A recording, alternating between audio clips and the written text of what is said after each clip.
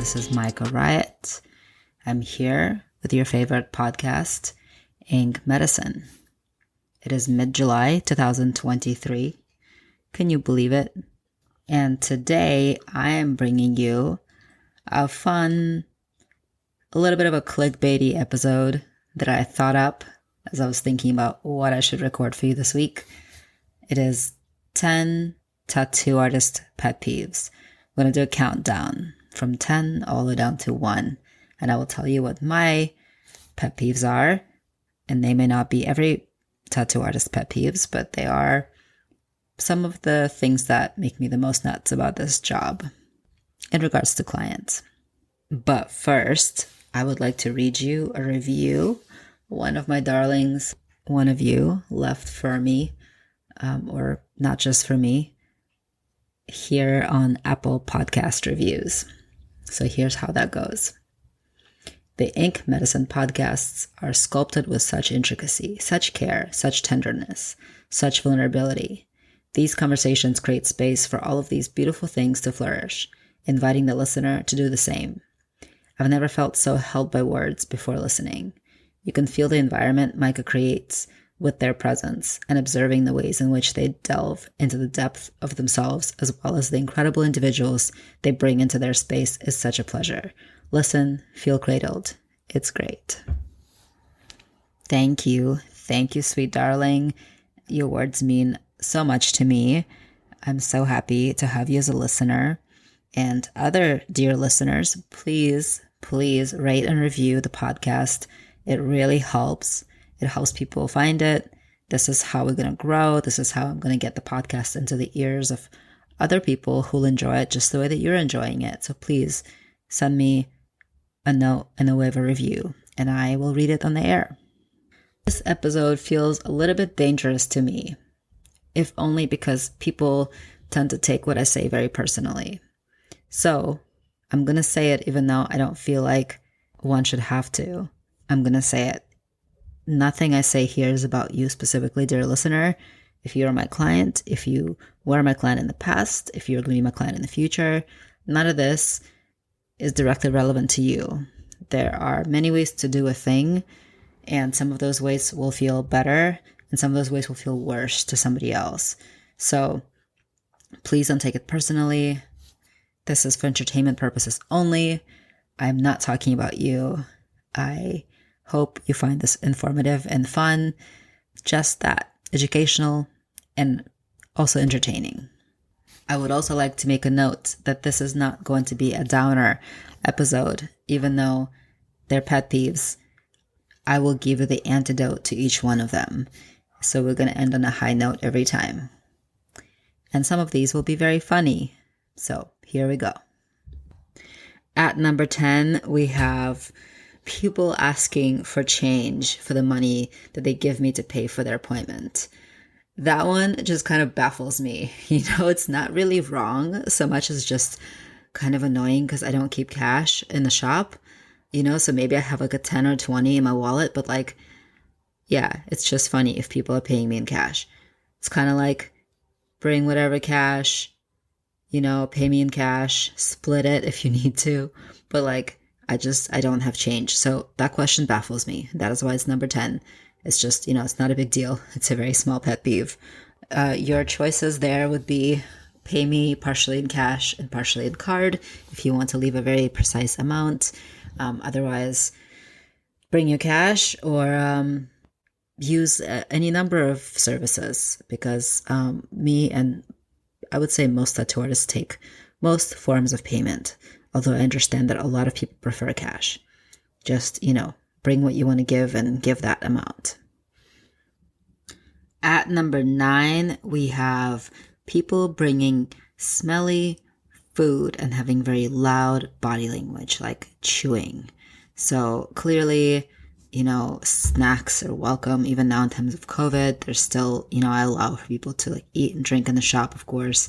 Sometimes people need a snack while getting tattooed. I have lollipops. I keep little energy bars around if people's blood sugar drops. But it can be a little bit problematic when somebody brings in a bag of, fast food and the space is pretty small And it kind of, sometimes food has a strong smell, and it's an intimate space. So it feels kind of invasive into my space. Like, I don't want to smell it while I'm working. So maybe keep the food outside out there. You eat it in your car, and then you come in. I feel a little bit judgy saying this, but it can really kind of ruin the vibe. It can really ruin the vibe for me. It can really, I don't mean to yuck anybody's yum, but I want my space to be pretty neutral when I'm working. So it can disturb. So yeah, the antidote to that is eat before you come, and then there's no problem. Okay, our next one, we're at number 8 now. It's kind of a weird one to explain because it's so specific and doesn't apply to really any other situation, but it's when people send too many emails from different email addresses and also send too many references that are really hard to look at. Like they're not organized in a file where you can see them all show up, but they're like file names and their attachments, and then they're just like numbers, so you don't know which one's which, and there's like 30 of them. So it makes it really hard to see, first of all, collect all of their information in one place, like in my email. If I'm getting ready for a client, I will type in their name or their email address into the search bar and then see everything they sent me, and then look over all of the information that they sent, as well as like the notes that I took on them, making sure it's, all the same person, all the same information. So if people send me all different kinds of emails with different information from different email addresses, and then also the references are really hard to understand which one's which, and there's a lot of them. And also when people go like, I want a thing that's this thing, and from this picture, I do not like how this piece of it looks. Like, say, I don't know, they want a butterfly, right? And they'll be like, I'm sending you this picture to show you that I don't like these colors, and I don't like the way these body looks, and I don't like the way these wing shapes are on this third or fourth picture, right? Okay, so that makes it really hard for my brain to actually understand what they want, and also the information just becomes useless, so it's just kind of frustrating. So the antidote to that is have your references be kind of organized, so it's at a glance easy to see what it is you're asking for. Don't have like 20, 30 reference pictures. Have like, I don't know, 10 at most. You really don't need that many because we do our own research. And once we understand what you want, we have a better idea of what we need to look for in order to provide you with what you asked for. So there's that. At number 7, we have when I'm doing the tattoo, right? We're in the room, we're getting going, and maybe it's a newer client, maybe they haven't been tattooed very many times, but they keep asking for the design to be smaller and smaller and smaller. And I already told them that really small tattoos don't age well, don't look that great when they're done, but also don't age well. Over time, they're going to look worse. And this is kind of like, very gently say, this is kind of the smallest I can make this. And then they go, what about a little bit smaller? How about 10% smaller?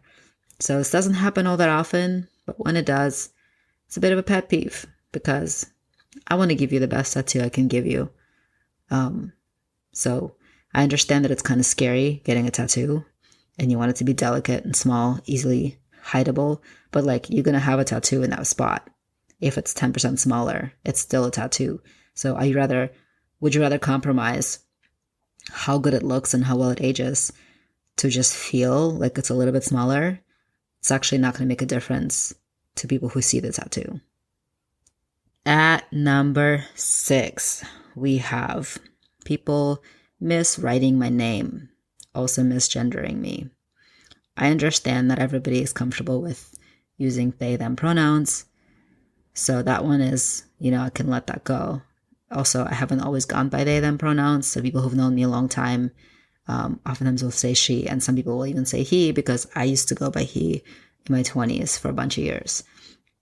So I get it. It's not super easy for everybody, and that's fine. But miswriting my name, again, also could be a typo, but like my name is literally in all of my stuff. It's on my website, whatever. So if you're not sure how to spell my name, just go look it up, right? Like it's in my signature.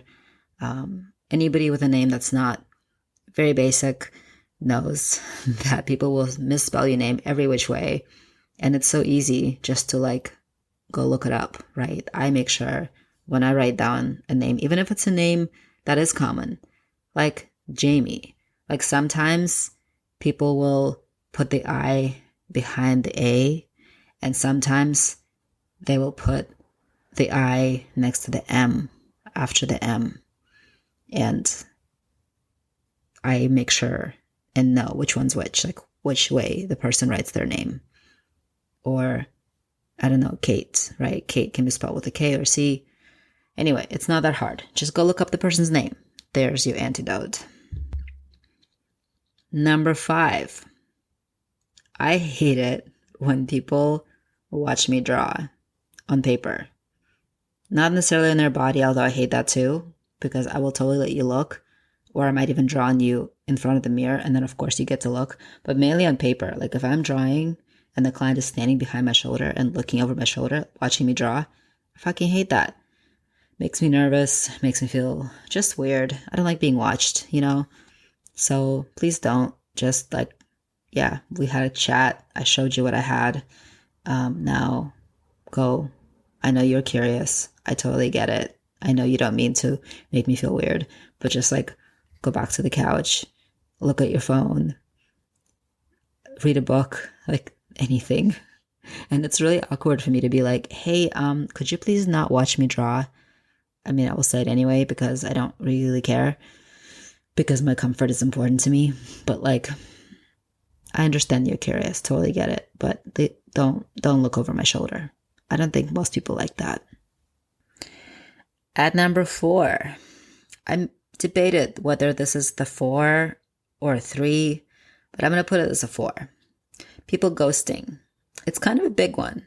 They're wasting your time. They're fucking with your ability to make your bills, because each day that you don't work, you don't get paid. So if somebody just ghosts you, you lose money, you lose your time. It's really frustrating. It sucks. So it's kind of a big one. But yeah, there are apparently worse things to me.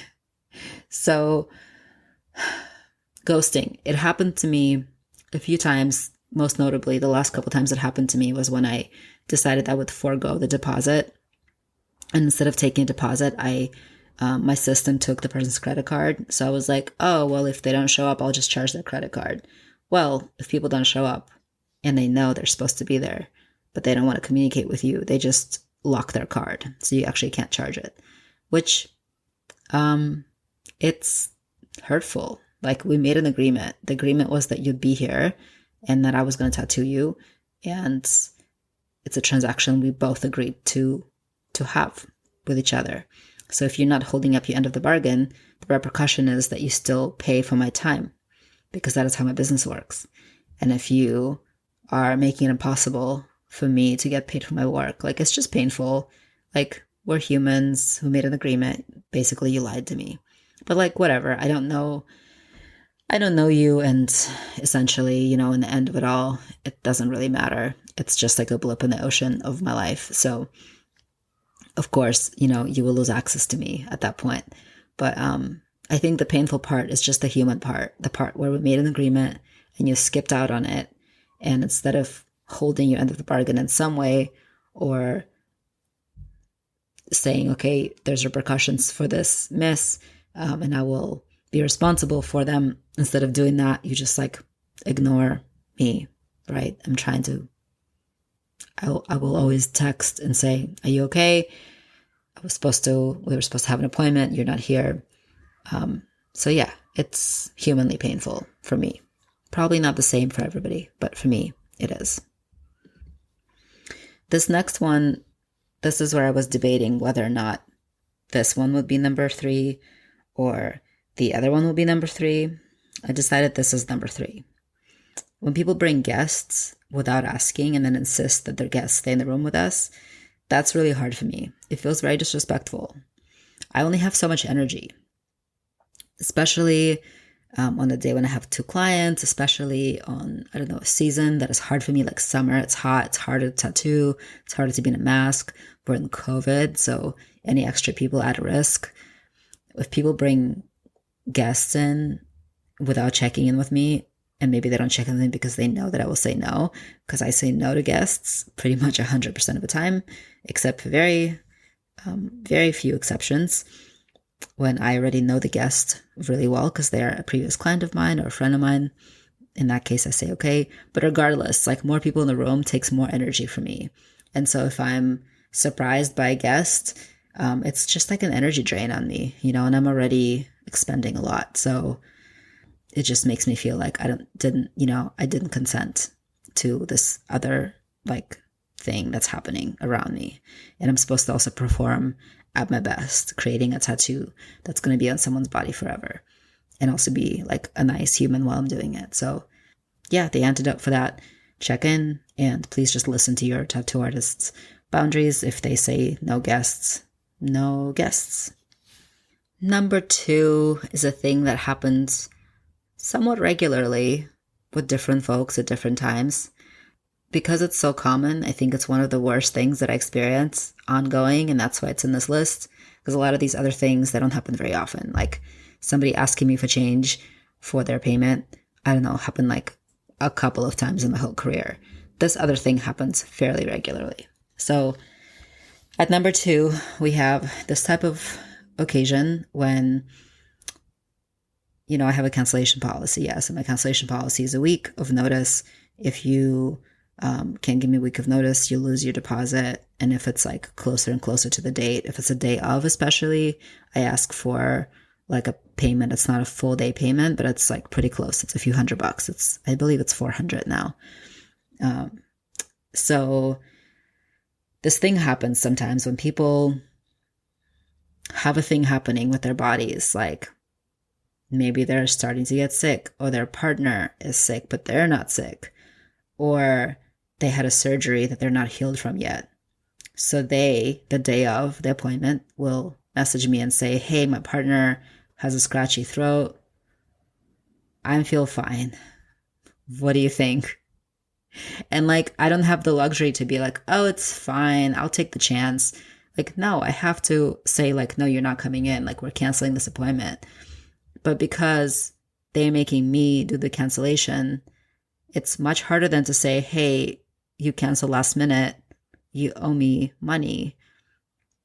Or in another case, if somebody is like, they come in and they'd had like a major surgery and they're clearly not healed, and they're like, let's get tattooed. And I'm like, no, dude, you can't get tattooed when you're healing from a major surgery. Like you have, like, I don't know, things happening in your body. Like it shouldn't not be like my place to decide that. You're an adult. Take responsibility. You're not supposed to get tattooed if you're healing from a major surgery, or you have a big cut, or you have an active infection, or your partner is sick. Like you're going to probably get sick too. Don't make me decide that for you, because what's really happening is that you're manipulating me into feeling bad and not charging you my cancellation fee, which just sucks. Like that's what's happening for me, even if you're not realizing it. And the fact that you don't then offer, like the great thing to do, the antidote to that would be to say, okay, now that we've decided that this is not a good idea, a decision that, you, my tattoo artist, made for my well-being, or maybe also your well-being, right? Like we want to protect each other. Now that this decision has been made, how about, what's the cancellation policy? Remind me, let me pay you some money. Do I owe you any money? Any of those questions, do I owe you money? That's a great question to ask when things like this happen. So don't make me decide and then pretend like it was my decision. So you're not at fault here. So you're not gonna, have the consequences of having my day be wasted, essentially. That's a huge, huge, big pet peeve of mine. Okay, so this last one at number 1 It's kind of like the most intense and serious one for me. If I feel this way when I'm working on you, I will probably not work on you again. So it's when people treat me or tattoo artists, us, like we're servants or we're furniture. Like we're things. Like we're only there to fulfill this one thing that they need us to do in a really specific way according to their specific specifications. And that we don't get to have boundaries or needs or feedback or feelings, or you know what I mean. So I guess what makes me feel this way is in one instance when somebody who was really lovely that I was tattooing, one appointment, I believe she checked in with me too, but she brought a few friends of hers in. It wasn't just one, it was like 2 or 3 people. And they were kind of like excited, giggly, upper class, middle-aged women, all white. And I felt completely invisible when they were there. Like they just talked over my head to each other. They wandered around my space like it was their space. There really wasn't anything specific they did that really bothered me, but I felt disrespected by the way that they talked around me, by the way they took up all the room air, by the way they treated me like I wasn't actually really there, or like I was a machine just fulfilling a transaction between me, like between my client and me. And it wasn't actually a person worth of engaging with. They didn't ask me any questions. They didn't really acknowledge my presence there, even though it was my space. So that's a very specific time I remember feeling this way with a client, or it wasn't even my client, it was the friends. And then, a couple other times it happened also with clients disrespecting my boundaries around having people in the room, just like pushing their agenda, no matter like what I said, also makes me feel like that, kind of like dehumanized. When people argue with me about design or size, like to, really intense extent, where it seems like they know better. In one case, somebody was insisting that I do a really specific color on her skin that I did not feel like would work or would look good or would really even do what she wanted to do. So I said, I don't feel comfortable with this. I'm not going to do it. And we had a giant fight about it.